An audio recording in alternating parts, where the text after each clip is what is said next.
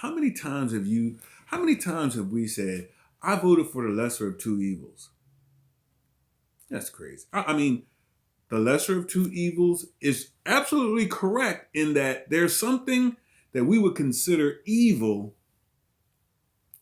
about both parties. Evil meaning unbiblical, does not follow the biblical standard or pattern. Evil, lesser of two evils. We say the Republicans are evil because they're racist, that they don't consider the poor and the needy and the downtrodden. We say the Democrats are evil because of abortion and because of gay rights, because they wanted to take God out of their platform and take out the capital of Israel, and great, they wanted to do those things, and so we say we voted for the lesser of two evils, whichever one you want to bank on. A lot of times, the Democrats, if you're a Democrat in this country, and you hear the Republicans say we need to reduce the size of government, we need to give the power back to the states and reduce the size of the government because there's waste. Well, Democrats look at that and say, you know what, that's racist because for the last 100 years or more, ever since slavery, it's been the government, the party of the government, whether it was Republican or Democrat. It was a Democratic Party as of the last 50 years or so who has helped minorities the most. Segregation, through Jim Crow, through all of that, civil rights. It's been the government, not the states. Martin Luther King talked about the states not helping those who were in the civil rights movement. Nullification. And so to say we need to reduce the size of government would say we need to reduce the one institution that has helped us the most. And so it's just as racist as take back this country.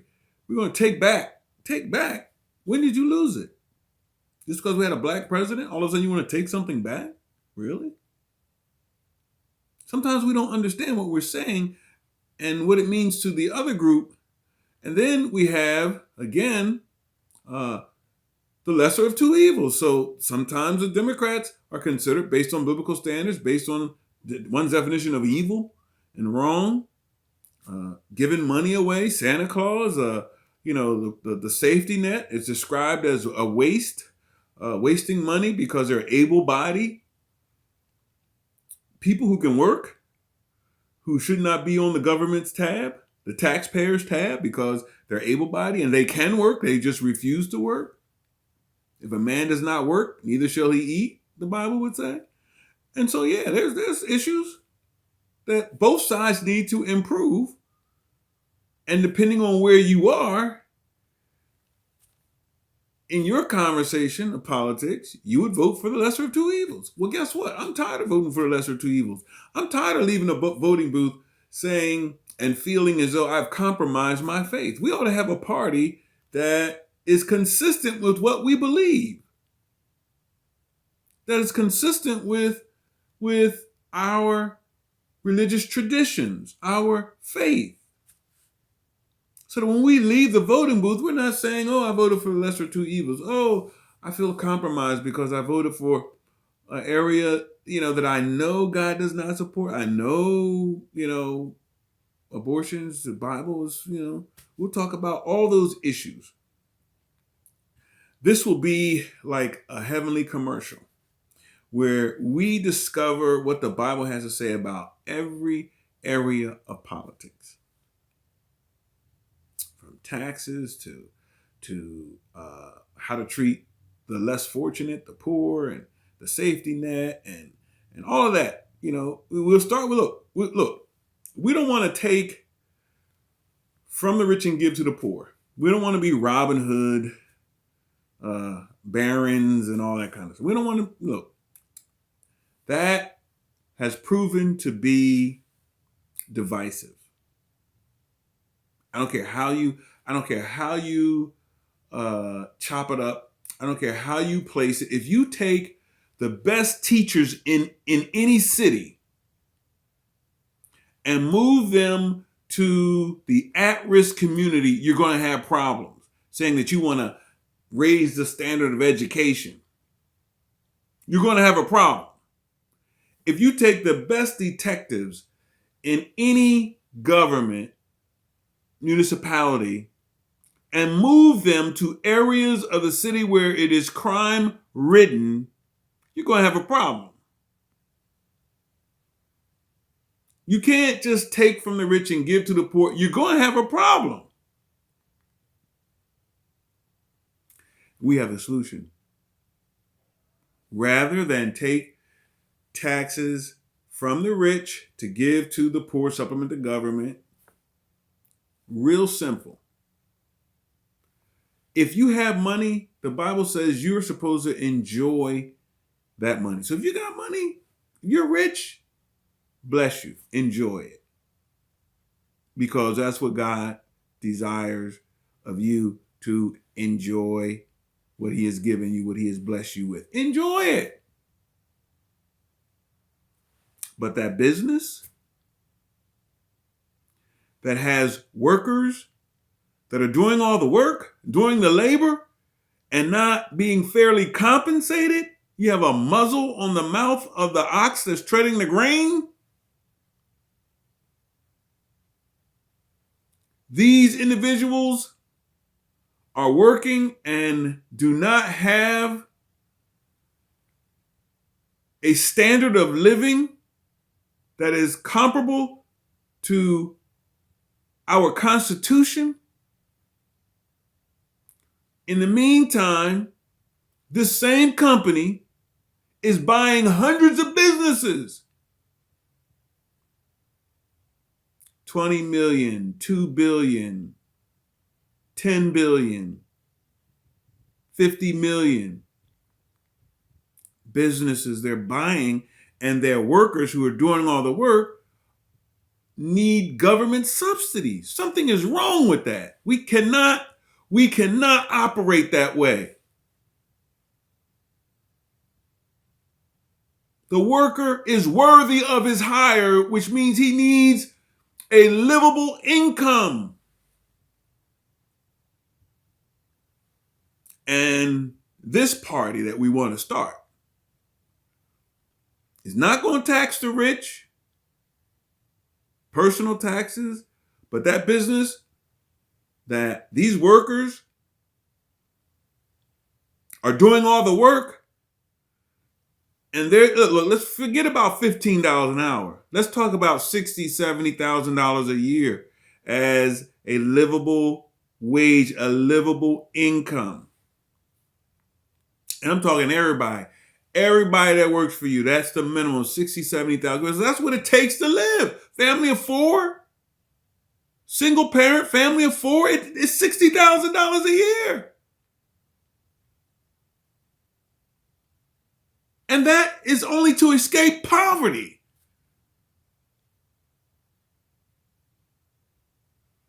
So if you're a certain size, get ready. You got a certain number of employees, get ready. Don't even ask to expand. Don't even ask to buy another company. Don't even ask to merge with another company. If all of your employees are not making at least $60,000 a year, period. Second thing is, there's communities around this country that are now at risk, that were not at risk 10, 15, 20 years ago. Poconos, we're talking about the coal industry. These individuals lost their jobs, their industry, and this industry would allow coal miners to educate their children, send them to college, have decent white picket fence, nice home, middle class income, great working class individuals. And that's all you could ever want. You own a home, one of the greatest assets you'll ever purchase or have in your lifetime. You send your kids to school, and they don't have this mounting debt. Your property is increasing in value, so you have something to give as an inheritance. Basic. What more could you ask for? That's gone now, completely gone. What do you do about it? Well, you plant industry in that community. I'll give you one, and then we'll go back to why we need to start this political party. Here we go. For those West Virginia, Pennsylvania, Ohio, anywhere where there was a coal mining community or any other industry that like manufacturing and et cetera, what we need to do is plant industry in those communities. Perfect example would be the renewable energy. Let's take solar panels. We're competing with China for that industry worldwide. Let's put factories in those communities, and let's require every household to have solar panels for their source of energy.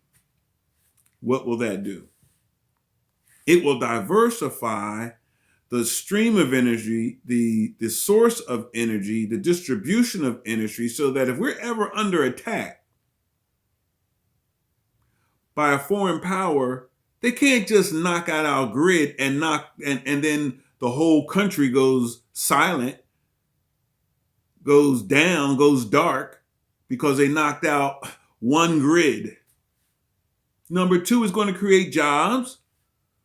Number three, what we need to do, once you have solar panels installed, that's it. You don't pay any. Who's going to regulate the sun to make you pay for solar panels? That is the craziest thing I've ever heard of. You install the solar panel, that's enough.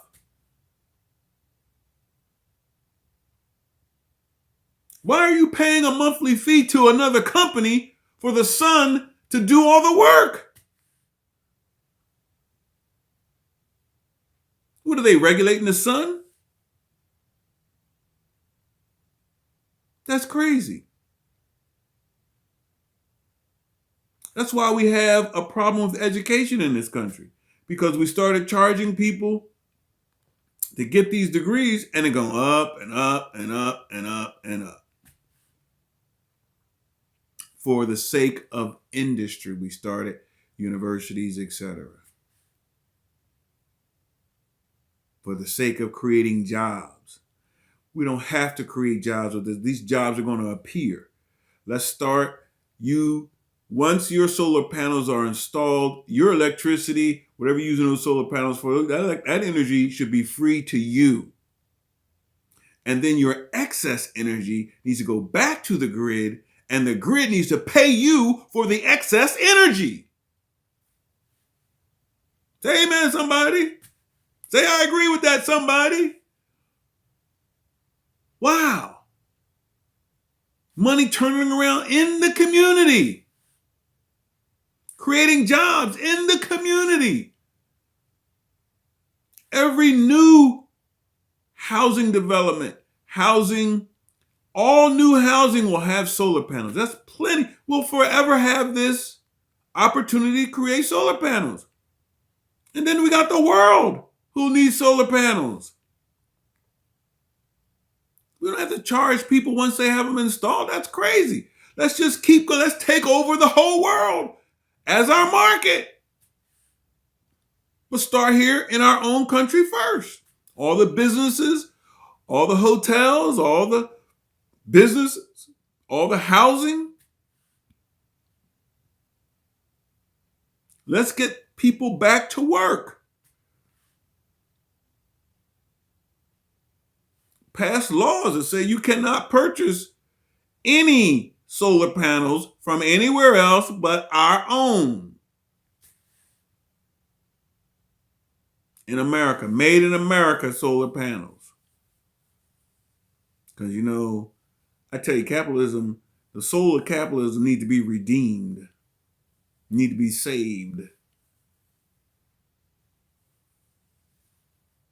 Sorry to say it, but it does. But that's one way. I mean, we can plant industry in these at-risk communities, in these low-income communities, and we can turn them around at once. We're sending, listen, the earth, the moon is going around the earth. The earth is spinning on an axis and going around, rotating around the sun. All of that movement. And we're able to precisely send an aircraft up to the moon. With all of that motion going on, we figured out a way to get there, and other countries haven't. You understand the math, the algorithms, and everything that takes place to get a spaceship to the moon? And yet we have people in the wealthiest country in the world. We can't solve the problems of putting people back to work. Are you kidding me? You don't want to solve the problem. You want to use it as a campaign stump. Just to show how insensitive the other party is. So you want to keep people poor. You want to keep them locked out of the political mainstream, the economic mainstream of this country. So you can use it as a political stump or speech to get reelected. That is insane. Same thing with abortion. What can you do about abortion except for not fund it federally? That's all you can do. It's legal now. So why is it a campaign issue? Every time somebody runs for office, they're talking about abortion. There's nothing you can do about abortion. It's legal. As long as it's legal, what can you do? Now you have, it's changed somewhat today, and we'll talk about it, what God's perspective is. The Supreme Court changed, now they can add stipulations and so forth. And so that really causes demise. But other than that, there's nothing we can do until the Supreme Court changes his mind, and we'll talk about it. But every year we're bringing it up as though, Republicans are insensitive to women. Trying to get somebody reelected. We're still arguing about this and arguing about that. We need to listen. We need to become the middle. And guess what? If you don't agree, fine. You have a choice. Stay where you are. Stay where you are. Stay a Democrat. Stay a Republican. This party is for those whosoever has an ear, let him hear.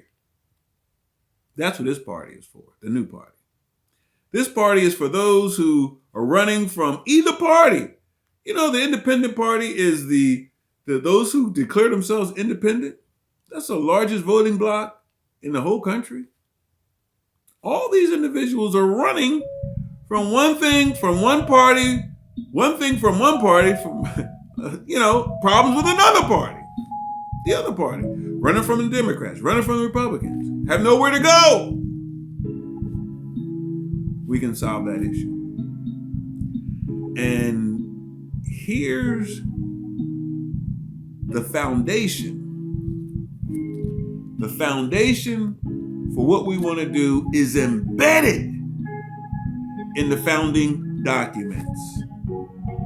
We want to talk about the Declaration of Independence.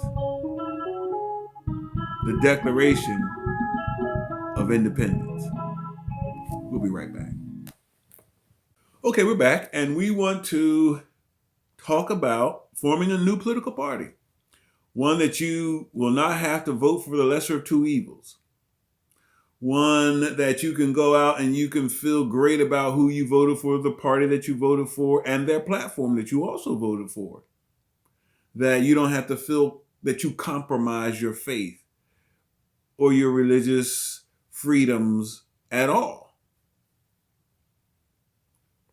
You don't have to worry about that because this will be the party that's in the middle. Somewhere I read that where two or three are gathered, he who hath an ear. Where two or three are gathered, there he is in the midst. Where two or three, in the middle, in the midst, not on the side, not on the left, not on the right. Where two or three are gathered, there he is in the midst. Somewhere I read that. But the Declaration of Independence, and before I even go another further, let me answer some questions, because some will say, oh, you don't want to be too preachy. No, we don't want to be too preachy. No, and we're not going to be too preachy, but we're also not going to apologize. Because the founding documents, listen very carefully, we hold these truths to be self-evident, that all men are created equal. Where'd they get that from? All men are created equal. You heard that before, right? Where did that come from? Straight out of the Bible.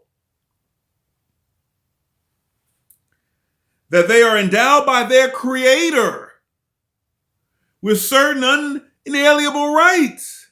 That among these are life, liberty, and the pursuit of happiness. They are endowed, they are given by their Creator. No, we're not going to apologize. Why? The founders didn't apologize for this document, declaring their independence from the King of Great Britain. We hold these truths to be self-evident. In other words, self-evident. They're obvious. Not each one teach one. Everybody knows this. This is self-evident that all men are created. Now, you know, they didn't practice this. They had slaves. Yes, they did. Okay. They got it wrong. They practiced it wrong, but they quoted it. We're not going to ignore the fact that the institution of slavery, as it was practiced in this country, was a crime against humanity and did not and is not consistent and was not consistent with the biblical paradigm.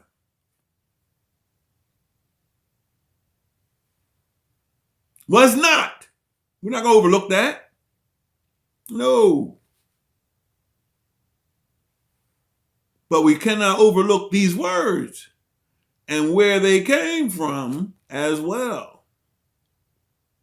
We hold these truths to be self-evident that all men are created equal and are endowed by their Creator with unalienable rights, life, liberty, and the pursuit of happiness. Now, we want to read just a couple of these. This letter was written to the king, declaring the independence of those who were the states. They came together and charged the king with the word, very, very common word that we're using today, tyranny. How about that? Tyranny. So these are some of the issues that were presented that those in the states used, think of 13 states, that they used to, declare their independence from the king. And listen to them, because some of them sound pretty recent, if I may, as it feels in some ways that we're going back hundreds of years as opposed to going forward. But listen to some of these. He has endeavored to prevent the population of these states, for that purpose obstructing the laws for naturalization of foreigners, refusing to pass others to encourage their migrations hither, and raising the conditions of new appropriations of lands. Wow. Naturalization issues, immigrant issues, raising laws, changing the laws on immigrants. Wow. He has endeavored to prevent the population of these states, for that purpose obstructing the laws of naturalization of foreigners. Wow. He has obstructed the administration of justice by refusing his assent to laws for establishing judiciary powers. Wow. He has made judges dependent on his will alone for the tenure of their offices and the amount and payment of their salaries. Dependent on his will alone, he has obstructed the administration of justice. I can't help it, but this is so close to where we are. He has made judges dependent on his will alone. He has obstructed the administration of justice by refusing his assent to laws for establishing judicial powers. He has kept among us in times of peace standing armies without the consent of our legislators. Wasn't there an issue about the War Powers Act and having to go to Congress before war is declared or before you strike a nation? And wasn't that it? That issue was just. And what did they call? They said that the history of the present King of Great Britain is a history of repeated injuries and usurpations, all having in direct object the establishment of an absolute tyranny over these states. To prove this, let facts be submitted to a candid world. So I just read some of the facts, but they're accusing this king of being a tyrant. They're accusing him of tyranny. And these are the facts they're using to prove their issue, or to prove their point. Wow. Here's another. For cutting off trade with all parts of the world. I'm not making this up. I promise you. I promise you. I'm not making this up. I'm just not. I'm not. I promise you. For cutting off our trade with all parts of the world. Tyranny. For imposing taxes on us without our consent. For depriving us in many cases of the benefits of trial by jury. For suspending our own legislators and declaring themselves invested with power to legislate for us in all cases whatsoever. This is crazy. I mean,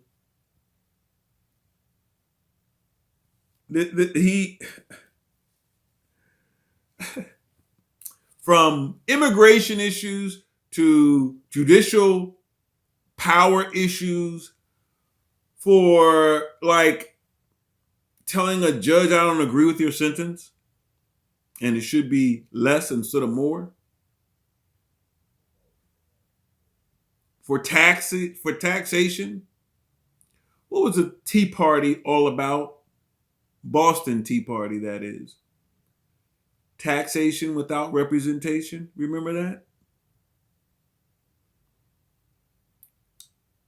Can you think about the immigrants for 1 second? Because that's a big issue. We're going to talk about that. We're going to take a whole show. The issues that we're going to talk about that we're facing today as a nation, we're not just going to do 4 or 5 minutes.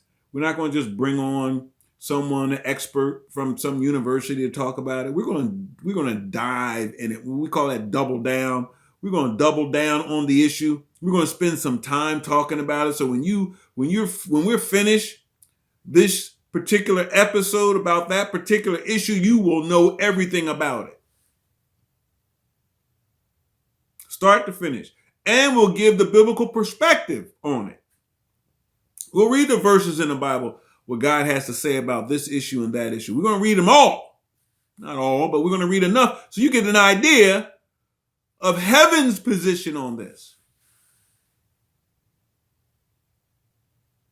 And then that will form the basis of our position so that we don't get confused as to where we are to stand, so we don't compromise our faith. in all of this.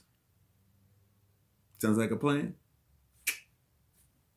So, immigration.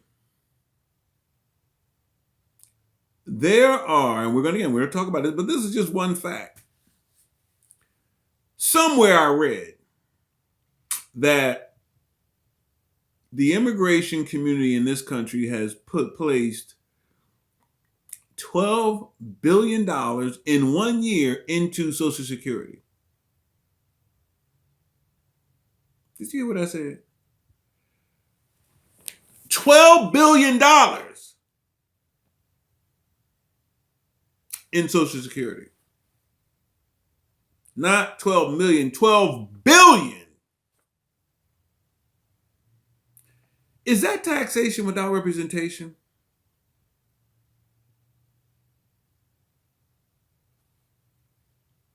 You've been here for 10 years. The Bible talks about how we're to treat those who, they're not aliens. They're not illegal aliens. The Bible refers to them as strangers. And we're going to look at how we are to treat strangers. Yeah. $12 billion into Social Security. That's a lot. Now, let's go back. The Declaration of Independence. These men stood up to a king. This king, they all knew, had a well-regulated militia. Well-regulated militia. Which meant they were certain to die. Because they didn't have, guns and cannons and the like. They had to turn to blacksmiths to make all this stuff up as they went along. And to fight a well-regulated militia meant there was possible certain death. Certain death. In other words, it's almost guaranteed that you're going to die. Because you know the king is going to send his army to subdue you. And so this is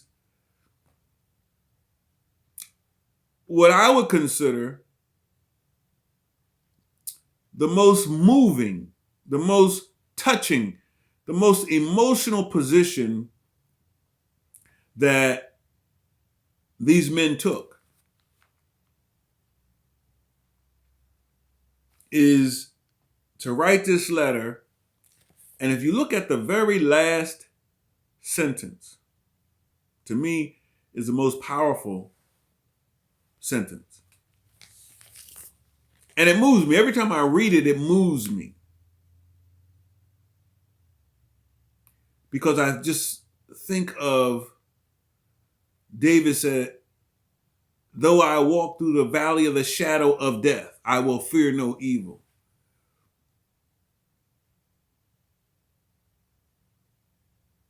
That's powerful.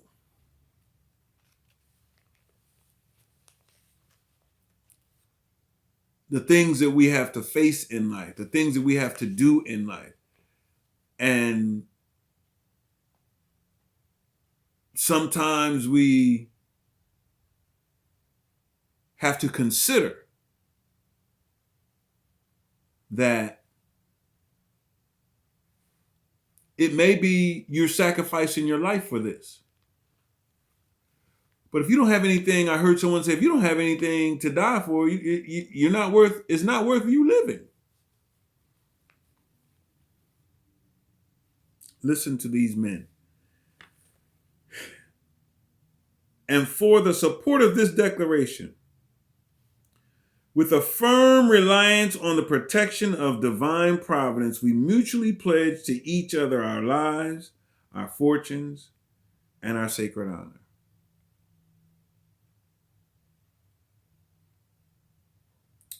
And for the support of this declaration, with a firm reliance on the protection of divine providence.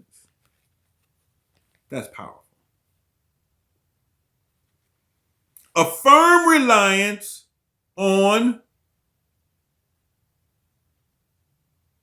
the protection of divine providence. That's God. That we believe God is in control. And whatever he do is okay with us. He's in charge, divine providence. He's going to maneuver as we meander our way through all of this. He's in charge, and we will accept whatever he allows. We have a firm reliance on being protected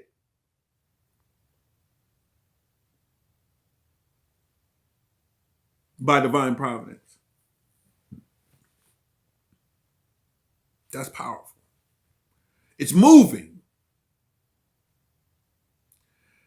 that these men will put their faith and trust in God. That's why we're not going to apologize. We're not trying to convert anyone. This is not about evangelism, though that may be some of the fruit thereof. But we don't have to apologize for our stance on this. And you have a choice. If you don't agree, Simon says, and that's probably who you're listening to anyway, Simon says, freeze. Stay where you are. You don't have to come this way. Stay where you are. This reminds me of Abraham. When God said, Abraham, leave your father, your mother, your family, leave them. And they said, Abraham, where are you going? Where did God tell you to go? He said, I don't know. He just said, go. He said, to a land that I will show you. Abraham, why would God tell you to go somewhere and not tell you where? That doesn't sound like God, does it? Abraham said, look, God just told me to go, and he'll show me where. He didn't tell me where. Well, Abraham, how are you going to, there are evil kingdoms out there. They don't appreciate the Hebrew people, Jewish people, the Jewish religion, the Hebrew people. They don't appreciate you. They'll rob you. They'll kill you. They'll rape your women. How are you going to defend your family and your possessions from these evil empires and from bandits and people who mean you no good? I don't know. God told me to go. He told me to move, go, leave. And he did. And we find more about his thoughts in Hebrews, where it says he was looking for a city whose architect and builder was not made by man's hands. He left his family, went meandering around the world, looking for a city whose foundation and builder and architect was not man but God. And to think that he would find it, this place here on earth, I don't know, but he he put all that he had, like these founders, in the hands and the trust of God. The God, divine providence, that he would lead them, that he'd be in charge, that he would be looking out for them, and that he would protect them.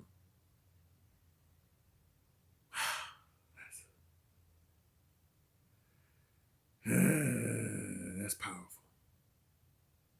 With a firm reliance on protection from divine providence, we mutually pledge to each other our lives, our fortunes, and our sacred honor. That is powerful. We pledge each other our lives, our fortunes, our money. We're going to put our money together. We're going to put our lives. We're going to come together and our sacred honor. We're going to do this together.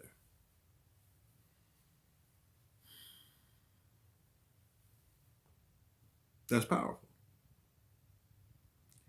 And so, no, we're not going to apologize for this religious stance that we're going to take. We're not going to apologize for having the beliefs that we have, because in the end, we too have this faith, this belief of divine providence and the protection from God. And we need to move forward with this, and hastily. This country needs a third major political party. Desperately. Because the Democrats are so far to the left. Republicans are so far to the right. Literally, we have nicknames for the last 3 Congresses. That's 12 years. That's over a decade. We have a nickname for them, the Do-Nothing Congress.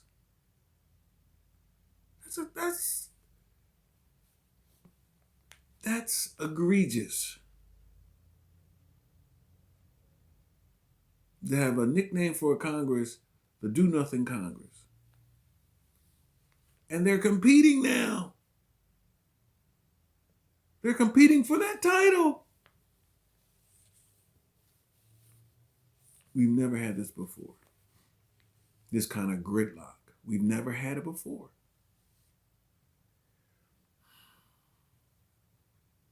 And hope to God we'll never have it again.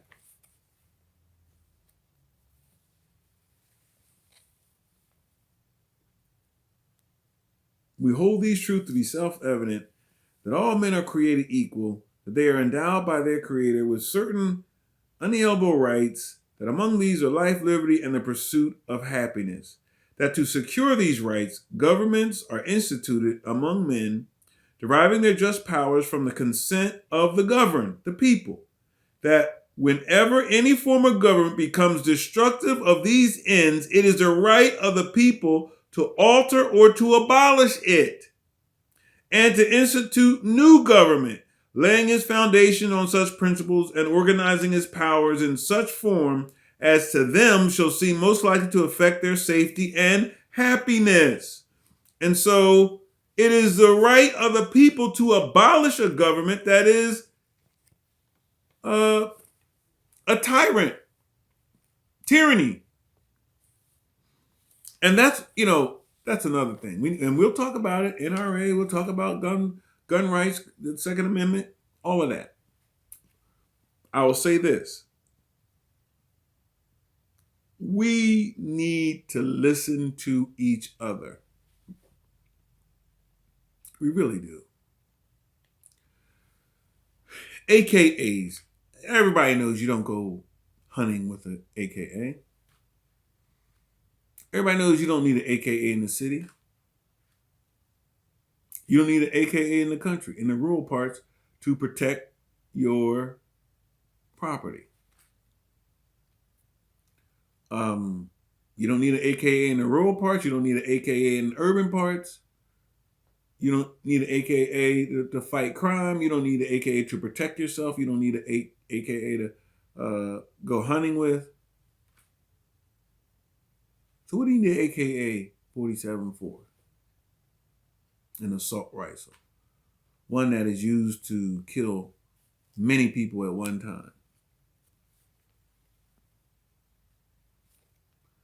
The reason you would need an AKA 47 is because of this one thing. The reason you need an AKA 47 is that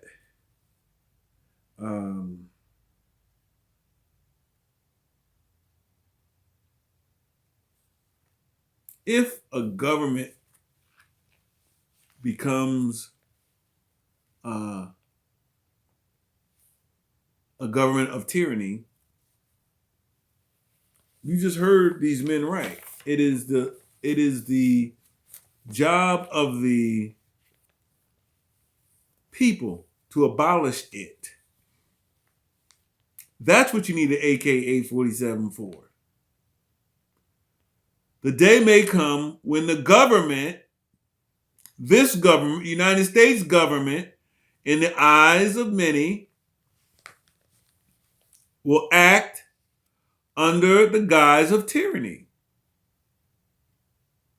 And when that day comes, there are people who want to be prepared to fight against this government and to abolish it. So you say, well, this government has an army. There's no way you're going to win. They're one of the greatest militaries, in the world. And you know what they're counting on? We need to listen. That those soldiers are not going to turn on their own. Many of them will take sides. They will not shoot their own family, their own kind. They will identify with what's going on, and they will fight with them, those AK-47ers, not against them.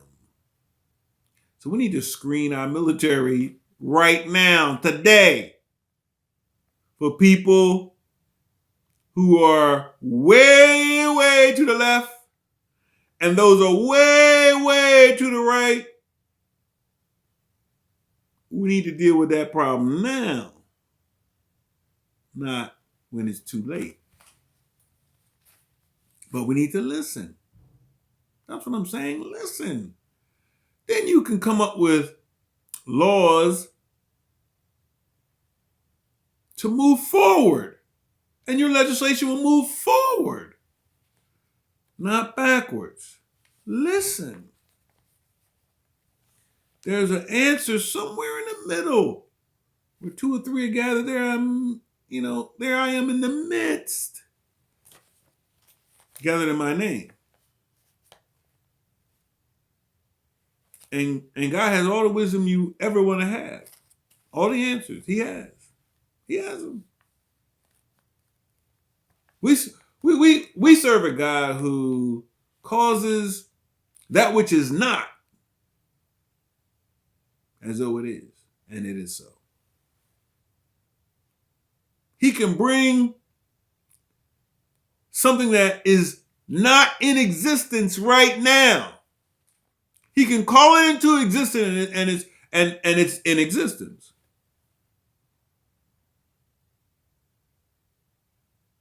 That's the God we serve. Whatever understanding you need, whatever wisdom you need, whatever ain't there, He can call it into existence, and boom, it's there. Wow. And so, no, we're not going to apologize. Come on. Get off that kick. Okay, and we're back. And so we need to start a new political party, folks. We need to start a new political party. In the coming weeks, we're going to talk about, our platform. And again, we gave some examples. We know that the rich rule over the poor. We understand that. We accept that. The rich do, how can they not? The rich rule over the poor. Okay, got it. But there are also some responsibilities that we have to the poor, the less fortunate. Because as much as you've done it unto these, you've done it unto me. The least of these, as much as you've done it to the least of these, you've done it unto me, God says. And so we have responsibilities to the less fortunate. God is going to defend the poor. That means if you don't treat them correctly, He's going to defend them against you. Yeah. And I guarantee you, he has a better legal system. Once he charged you, you are guilty. And so we need to be able to, we need to treat those who are less fortunate, with respect. They're people. No, no, no, we should not let them get over and abuse the system. Come on. But that we need a like a butcher would take a sculpting knife and cut out a rump and cut out a roast. You don't just take a cleaver and just hack away. No. We need to have caseworkers held accountable. Absolutely. That's where it starts, with the caseworker. We need to equip them, though, with the technology they need to make educated decisions. How can you hold them accountable for the asset test when they have absolutely no way of discovering the type of assets that someone has? How can you do that? They need to have resources. They need to have the resources they need to do their job. There are people who are getting public resources, public assistance, and they have well exceeded the asset test. They're not low income at all, yet they're getting health subsidies and the like, food subsidies and the like. Because caseworkers, in some cases, don't have the tools necessary to determine one's net worth or one's worth. You can't go in their system and look at what's in the bank and all that kind of stuff. If someone doesn't disclose it, they have no way of knowing.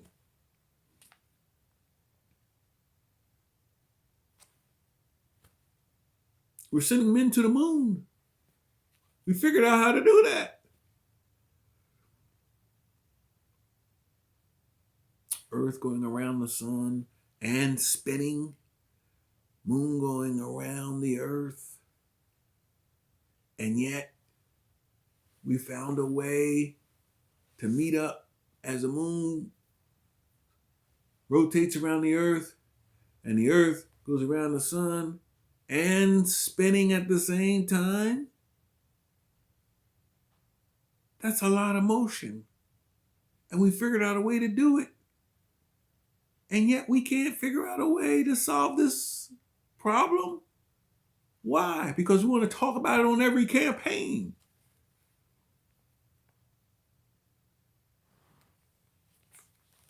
We got to solve the problem. It's an easy one to solve. We're coming close, but we're just doing it with no love. And without love, it means nothing.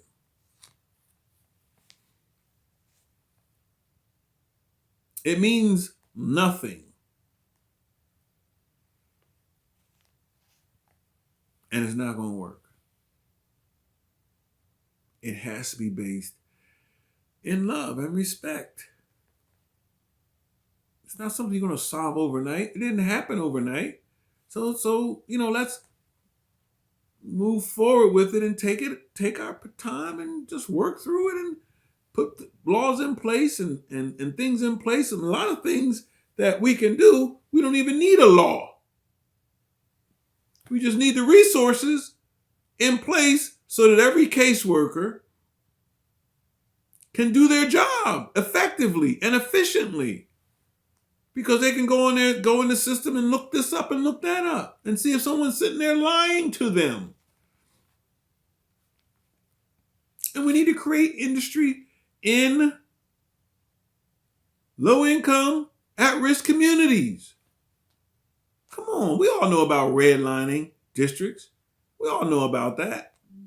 Before the Latino and Asian and then Latinos came into much of the inner city, the banks who were required to invest in the inner cities, these at-risk neighborhoods, were required to invest in them through the Community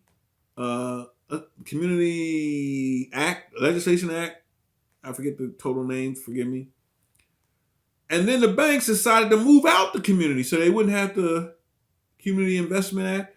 So they wouldn't have to invest in the community to which they were resided in. So they left. Did you know that an ATM machine, how important ATM machines are? Because everyone knows in that industry, in that community, the financial community, that where you take your money out is where you're going to spend it. And so there were times when you had to drive for blocks, 8 to 10 city blocks, to find an ATM machine. And you still have to do that to find one that is germane to you, that is your bank's ATM machine. You still have to drive for blocks, 10, 15 blocks, just to find an ATM machine from your bank if you don't want to pay $5 and $7 for taking out $10. 70% interest. 70% interest for taking out $10. 50% interest just for taking out $10. And so if you don't want to do that, you want to get your money, you got to drive 10 blocks to take the bus. If it wasn't for the Asian and Latino community in many other urban cities, minorities would not have access to money. They'd have to go downtown where there's 5 in every block. Why? Because where you take your money out is where you spend it.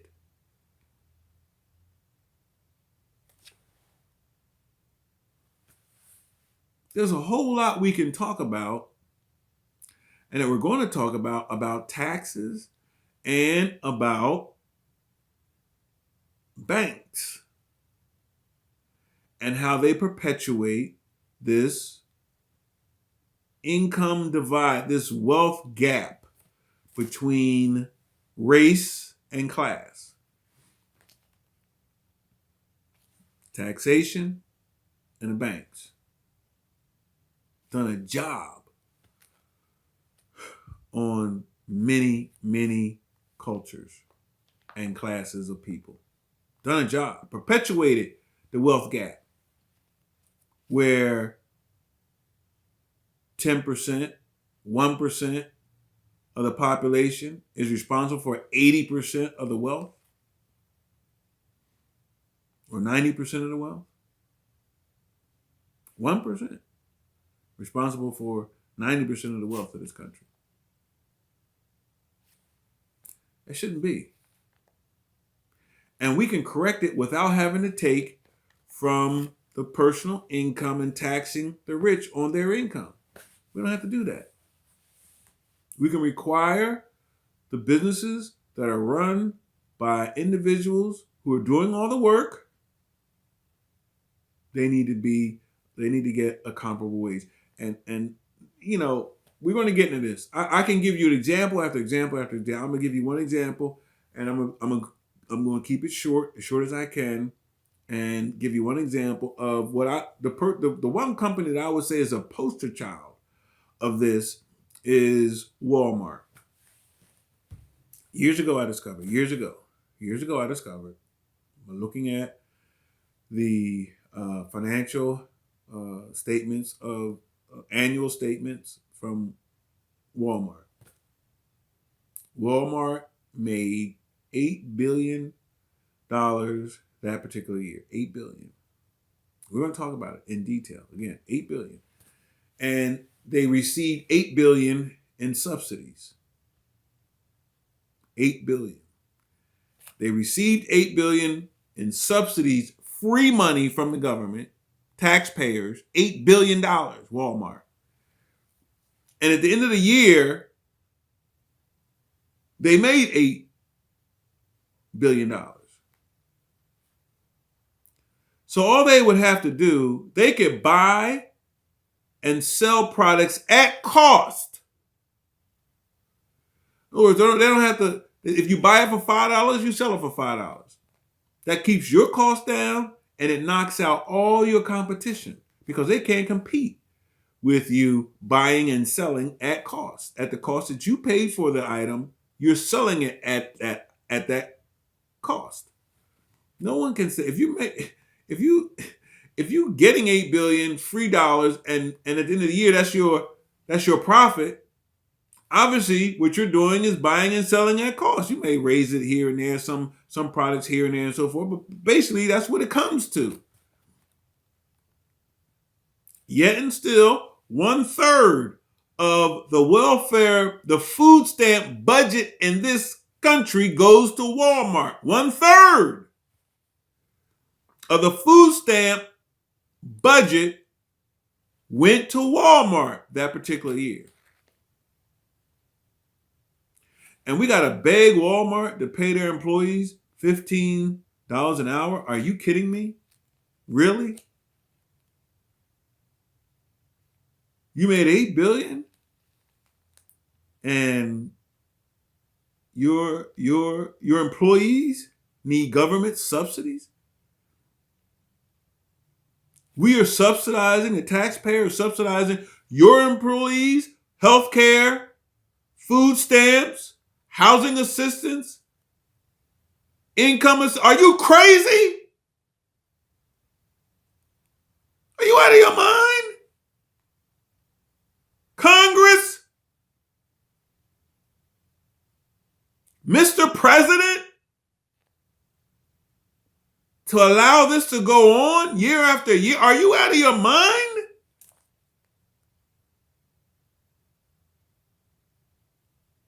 We gotta beg them for $15 an hour? Oh, we'll do it. We need about 10 years to do it. I'm not saying that's their position, but you look around the country and people talking about 2025 will be at $15. 2022 will be at $15 an hour. What? You've been over $7 an hour, $7 an hour for all these years. I mean, you're talking about $20,000 a year or less.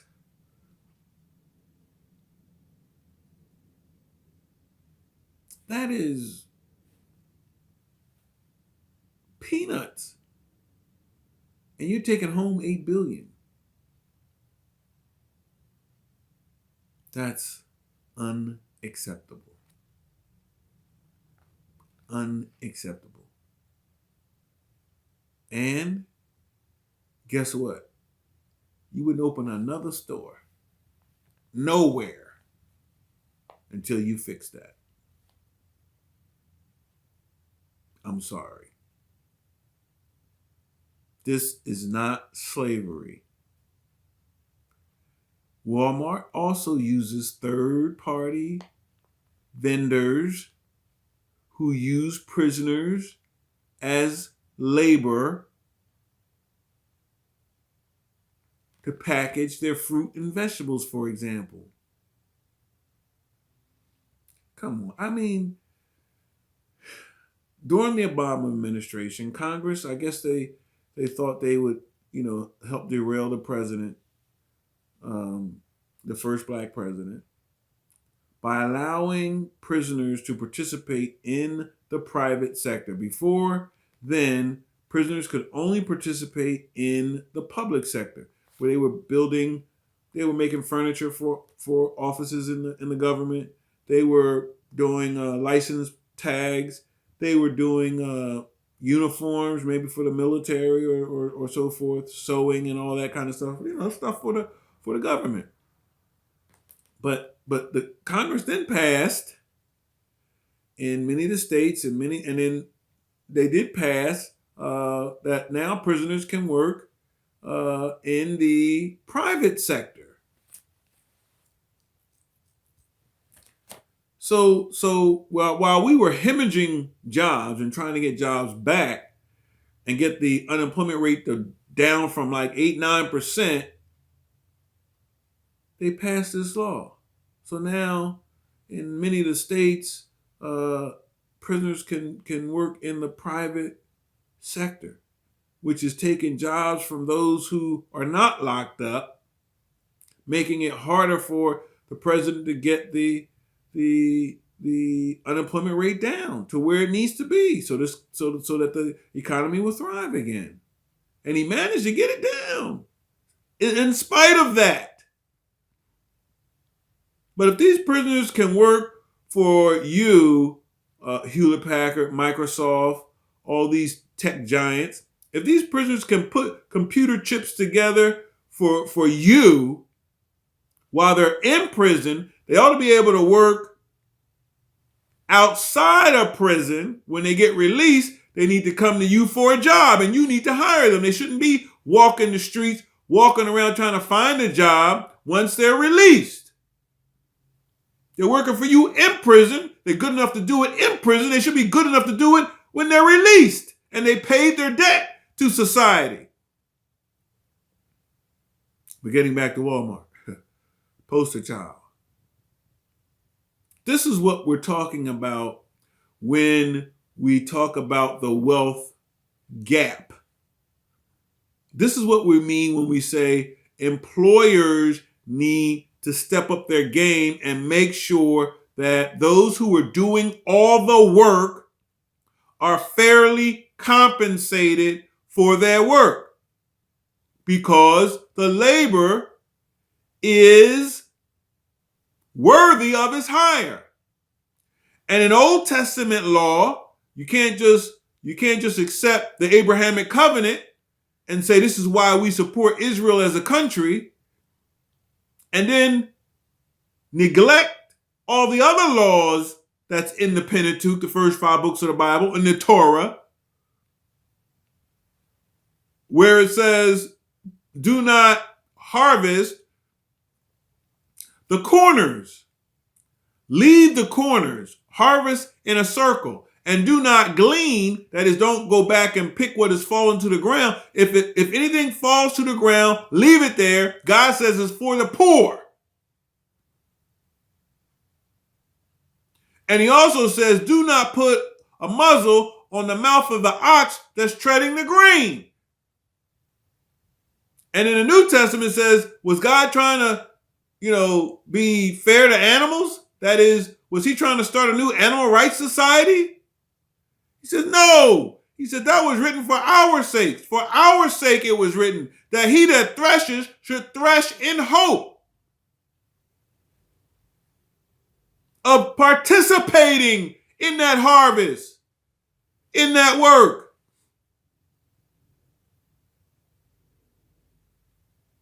Do not put a muzzle on the mouth of your workers.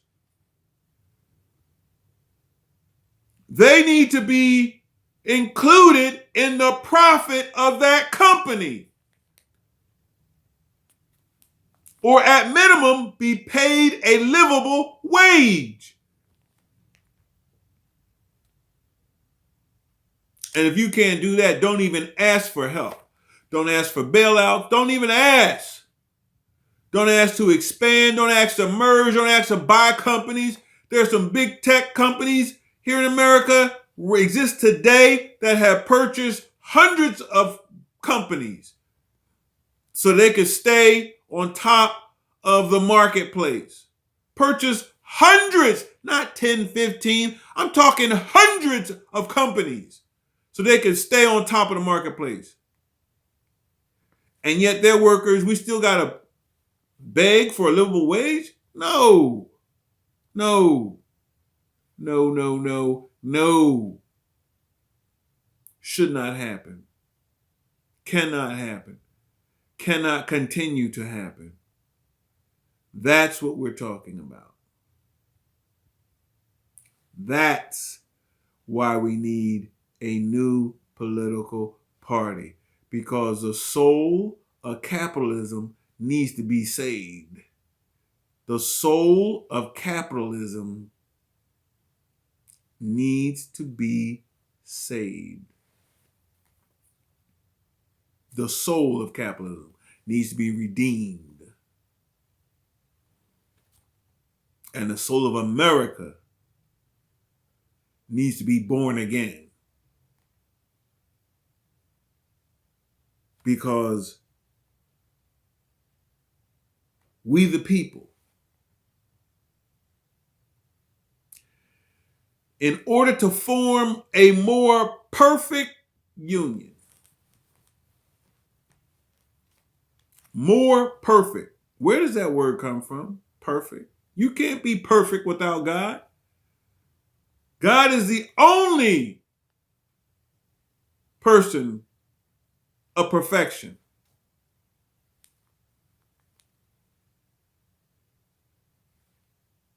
That's why we put our hand on the Bible when we want to affirm that we're telling the truth. That's why they put their hand on the Bible when they enter into an office. Because the Bible is the only standard of perfection, the only authority of truth that can hold us accountable for truth and not telling the truth. That's why we use it in that capacity.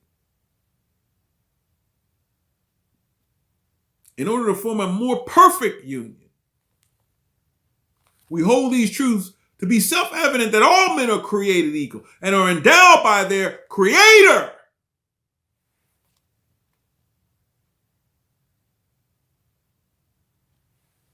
with unalienable rights. And that's not all. Life, liberty, and pursuit of happiness, that's not all of those rights that have been endowed to us. It said among these are life, liberty, and a pursuit of happiness. Among these, there are many more rights that our Creator have endowed us with. In other words, it just comes with the territory. Some say it's healthcare. Some say it's a livable wage. Many rights that it suggests we have that are endowed. But all men are created equal. That's a democracy that we have. And that's why we need to have another political party. Now, if you are touched by what we're saying, I need you to subscribe to our podcast, and I need you to support us with a monthly gift. Doesn't matter, it could be any amount. Any amount. We need your support to get going. Get it off the ground, get going, get it in the air, get it off the runway. We need lawyers. We need people, we need volunteers. And we're going to set this up in a way that money is going to flow not to salaries and capital improvements and buildings and so forth, capital expenses, but we want to use the money in a way, it's a unique way, and we're going to explain that as well.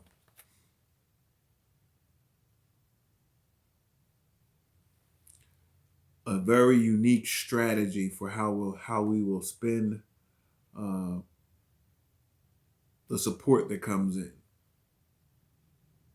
so that we'll have it year after year, et cetera, et cetera. Very unique strategy, and we'll talk about it. But first, I need you to subscribe to our podcast so that we can get this off the ground. It will cost.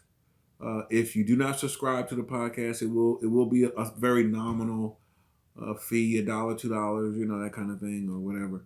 But we definitely want you involved. We want to talk about our platform, what we're going to do over the next year, and how we're going to influence Congress, not just when we're official, when we have candidates. We're talking about right now. We want to influence the political process right now, and so we're going to need your help. Will you help us? Will you join us? I hope and pray that you will. And for he who has an ear, I need you to pray right now. Right now. Begin to pray for this new political party, that we can bring it online and get moving and position it so that, again, we will never, ever have another gridlock, at least the next 100 years or so. We will not have another gridlock. That we can move legislation through, and that we can help the people of this country live better and enjoy these unalienable rights that have been endowed by our Creator, who is God.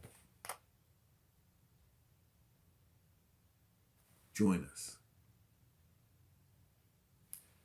In the next episodes, we'll be talking about abortion, we'll be talking about gay rights, we'll be talking about the wealth gap, and we're going to double down on it all and give solutions.